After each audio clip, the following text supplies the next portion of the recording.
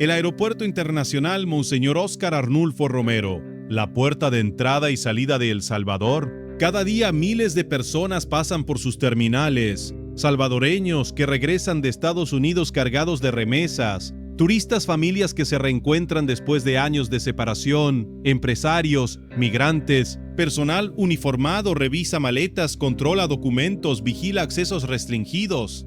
Todo parece en orden, todo parece seguro, pero durante años, mientras usted hacía fila en migración, mientras esperaba su vuelo o recogía su maleta en la banda, había personas con credencial oficial, con uniforme, con acceso a zonas donde usted nunca podría entrar, que no trabajaban para El Salvador. Trabajaban para la MS-13. No eran pandilleros tatuados que se colaban por una reja trasera.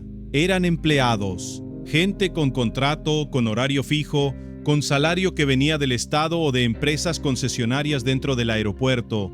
Personas que conocían cada cámara de seguridad, cada turno de los agentes, cada punto ciego de la terminal, cada procedimiento de inspección de carga, y esa información, ese conocimiento interno, ese acceso privilegiado, tenía un precio que la Mara Salvatrucha pagaba puntualmente.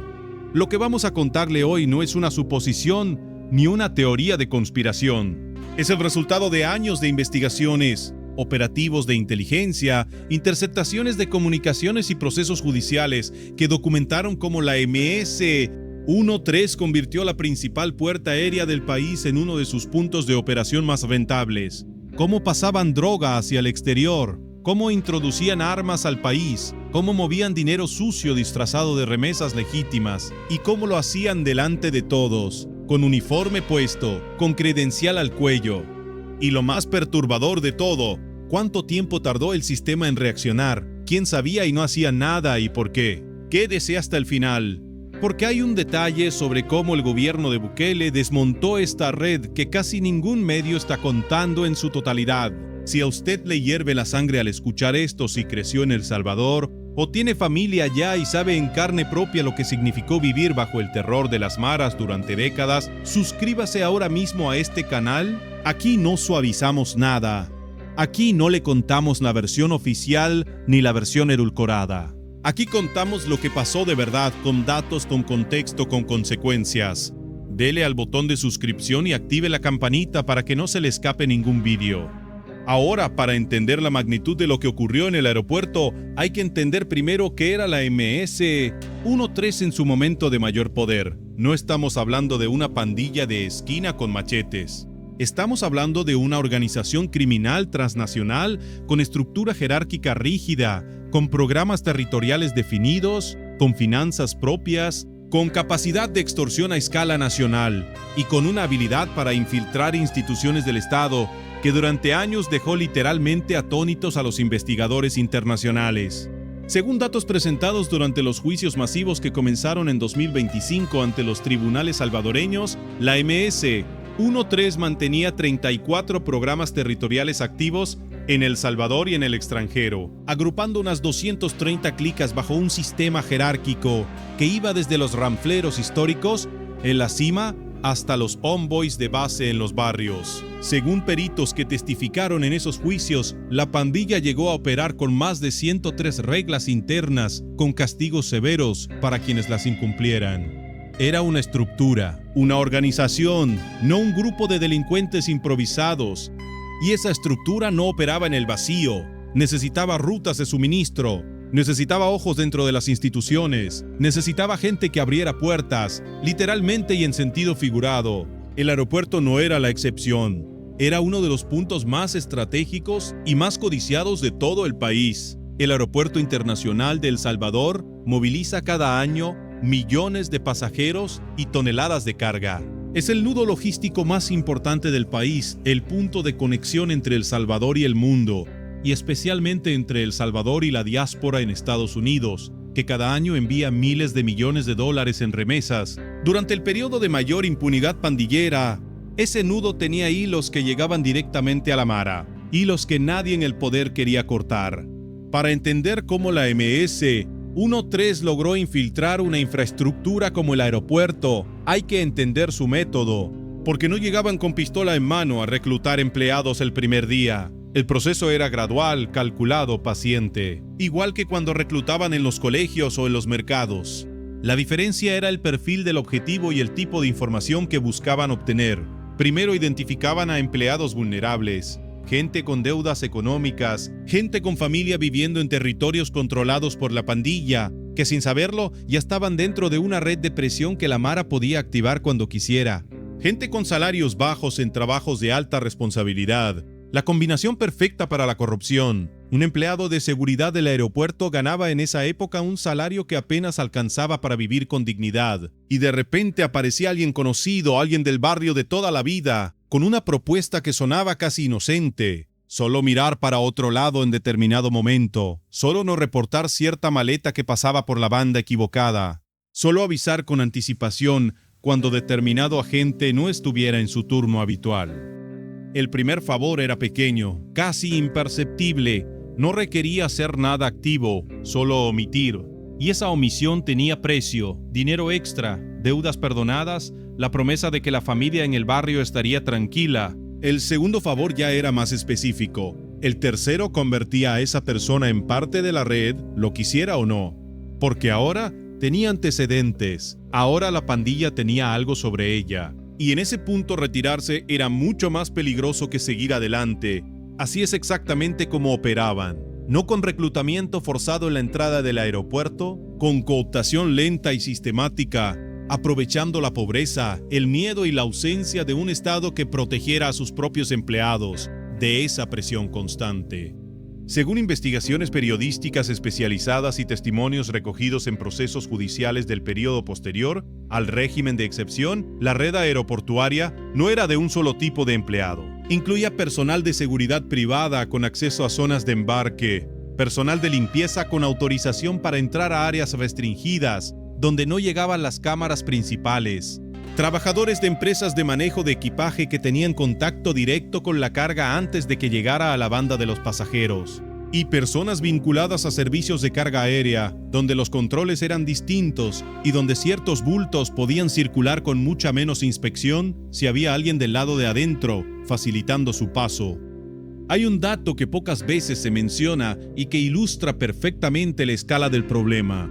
La MS-13 no improvisaba sus operaciones logísticas. Tenía lo que los investigadores denominaron en los expedientes judiciales como corredores de programa. Personas específicamente designadas dentro de cada estructura territorial para gestionar las rutas de transporte y los puntos de paso. El aeropuerto tenía asignado su propio corredor. Una persona, a veces más de una, cuya función específica era mantener operativa esa vía, con presupuesto propio para pagar a los facilitadores y con rendición de cuentas hacia arriba en la jerarquía de la pandilla. Y hay algo más que los investigadores tardaron en dimensionar completamente. La red no era únicamente para mover droga hacia afuera, era también para controlar quién entraba al país. Un rival que llegara de Estados Unidos creyendo que podía entrar sin que nadie lo viera. Un testigo que intentara abandonar El Salvador. Un empresario que se hubiera negado a pagar extorsión y que pensara que el aeropuerto era zona segura. Para todos ellos, esa red invisible era una sentencia que no sabían que ya estaba dictada. Aquí viene la parte que más le va a costar creer, no porque sea inverosímil, sino porque implica aceptar algo que durante años se negó desde el poder, que todo esto no era posible sin cierta tolerancia institucional, sin cierta protección desde arriba. No estamos hablando de una operación de 3 personas improvisando en un turno nocturno. Estamos hablando de un sistema que funcionó durante años, en un país donde las pandillas habían llegado a negociar directamente con gobiernos elegidos democráticamente.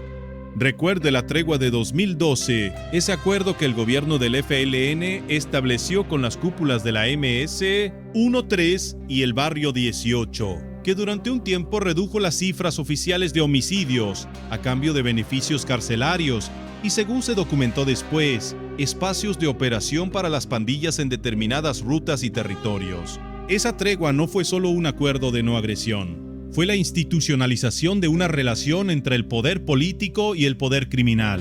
Y esa relación tuvo consecuencias en todos los niveles del Estado salvadoreño, incluyendo sus instituciones de control fronterizo. Cuando el Estado mira para otro lado por cálculo político, los vacíos los llena quien tiene el interés y los recursos para hacerlo.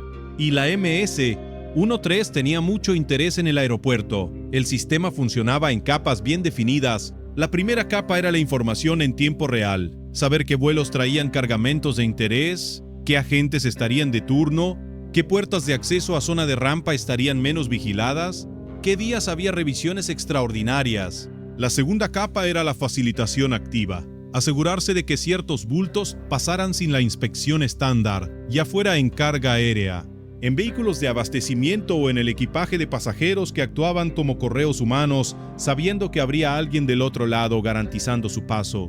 La tercera capa era la protección reactiva. Si algo salía mal, había personas en posición de hacer desaparecer registros de inspección, de avisar con tiempo para abortar una operación, de entorpecer investigaciones internas señalando en otra dirección. Hay un elemento de esta operación que los investigadores documentaron con especial detalle en los expedientes judiciales: el lavado de dinero a través de las remesas.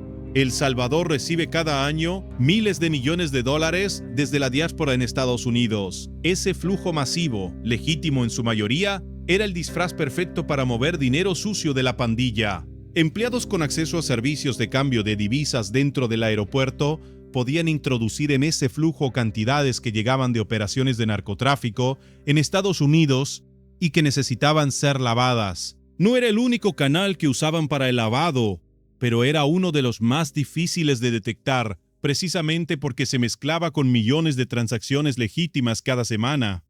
Y las armas. Ese es el detalle que casi ningún medio está contando con la claridad que merece. La MS-13 no usaba el aeropuerto solo para la droga. Los componentes de armamento, las piezas de armas cortas, los accesorios ilegales que no podían entrar por rutas terrestres sin enfrentar controles específicos, encontraban en la vía aérea un canal más discreto. Siempre que tuvieras a alguien del lado de adentro, y lo tenían, el resultado era una organización que operaba con total confianza dentro de una instalación supuestamente de máxima seguridad. Esa confianza era el producto directo de años de impunidad construida ladrillo a ladrillo, favor a favor, billete a billete. Pero algo que la red no calculó llegó a cambiarlo todo. Es lo que vamos a contarle ahora. El 27 de marzo de 2022 es una fecha que en El Salvador divide la historia reciente en un antes y un después. Nayib Bukele decretó el régimen de excepción tras una jornada en que las pandillas asesinaron a más de 80 personas en menos de 72 horas. Un mensaje de fuerza que se convirtió en el detonante de su propio fin. Lo que vino después no fue solo una operación policial masiva, fue el desmantelamiento sistemático de un ecosistema de impunidad que había tardado décadas en construirse, porque el régimen de excepción no era únicamente cárceles llenas, era inteligencia coordinada, era interceptación de comunicaciones sin los obstáculos que antes paralizaban las investigaciones durante meses. Era una colaboración sin precedentes con el FBI, el HCA y el ICE, que llevaban años siguiendo los hilos financieros y logísticos de la MS-13 y que ahora tenían del otro lado a un gobierno que no solo escuchaba, sino que actuaba de inmediato. Y cuando esa inteligencia acumulada durante años empezó a fluir sin obstáculos, los nombres que operaban dentro del aeropuerto, las capturas en el aeropuerto internacional no fueron solo de pandilleros deportados en vuelos federales desde Estados Unidos, aunque eso también ocurrió de forma sistemática y pública. Fueron también de personas que habían estado operando desde adentro. El ministro de Seguridad, Gustavo Villatoro, confirmó operativos directamente en las instalaciones aeroportuarias. Alias como Duplex, identificado como Giovanni Edgardo Velázquez Velázquez, miembro documentado de la estructura MS-13, fue detenido en el propio aeropuerto con órdenes vigentes por organizaciones terroristas, tráfico ilícito y homicidio agravado, según comunicado oficial de la institución. Otros cayeron en el mismo punto con cargos similares. La diferencia con el pasado era total. Antes, un pandillero con contactos dentro del aeropuerto se movía con tranquilidad, sabiendo que había ojos amigos en puntos clave. Después del régimen de excepción, el aeropuerto se convirtió en una trampa para quienes habían confiado demasiado en esa red de protección. porque ahora el Estado sí estaba mirando. Con tecnología, con inteligencia, con voluntad real de actuar, los operativos que precedieron a estas capturas revelaron algo que los investigadores ya sospechaban, pero que hasta entonces no podían demostrar con la contundencia necesaria. La red tenía estructura interna, tenía jerarquía, tenía protocolos propios, y cuando empezó a desmoronarse, lo hizo de forma acelerada, porque estaba sostenida por la impunidad y no por la lealtad entre sus miembros. Cuando los primeros eslabones cayeron y comenzaron a colaborar con la fiscalía para reducir sus penas, cada testimonio llevó a más capturas. Ese efecto dominó, silencioso, sin rueda de prensa, fue uno de los resultados más devastadores del régimen de excepción para toda la red logística de la MS-13 en El Salvador. Es fácil hablar de redes y estructuras y operativos. Es más difícil y más necesario hablar de lo que esa red significó en términos humanos concretos. Piense en el pasajero salvadoreño que llegaba al aeropuerto huyendo de amenazas en su municipio, creyendo que la terminal aérea era territorio neutral, territorio del Estado, y que sin saberlo, había ojos de la pandilla en ese mismo espacio que podían identificarlo, reportar su llegada, informar de su destino a quien necesitara saberlo. Para esa persona, el aeropuerto no era una puerta a la libertad, era una trampa que no sabía que existía. Piense en los pequeños empresarios que enviaban mercancía legítima por carga aérea y que a veces encontraban sus envíos intervenidos o robados, sin entender el motivo. Piense en los familiares de la diáspora que mandaban remesas con sacrificio y que sin saberlo usaban los mismos canales que la pandilla usaba para lavar dinero sucio, mezclando flujos limpios con sucios para hacerlos segundos invisibles ante el sistema financiero. Piense en los agentes honestos de la PNC que trabajaban en el aeropuerto sin saber que algunos de sus propios compañeros eran informantes de la organización que ellos perseguían. Ese es uno de los daños más profundos que la corrupción causa en las instituciones. No solo hace el mal directamente, sino que obliga a los buenos a trabajar en un ambiente envenenado sin saberlo, reduciendo su efectividad y erosionando su moral. Según datos presentados en los juicios masivos contra cabecillas de la MS-13 que se desarrollan en los tribunales salvadoreños durante 2025 y 2026, la pandilla habría asesinado a más de 525 empleados de instituciones estatales en la década comprendida entre 2012 y 2022. Esa cifra escalofriante no incluye a los corrompidos, solo a los que se negaron. El daño total no se mide solo en kilos de droga o cargamentos de armas, se mide en la erosión sistemática de la confianza en el Estado. Cuando la gente no sabe si el uniforme que tiene enfrente responde al gobierno o a la mara, algo muy profundo y muy difícil de reconstruir se rompe en el tejido social de un país entero. Y aunque este capítulo está cerrándose con el régimen de excepción y los juicios masivos, que continúan en 2026, siguen existiendo cabos sueltos que no se han jalado del todo. Personas que facilitaron esa red desde posiciones de poder y que aún no han rendido cuentas. Vínculos que los investigadores siguen documentando en expedientes que todavía no son públicos. El aeropuerto de El Salvador hoy es un lugar diferente. Las capturas se producen a la vista de todos.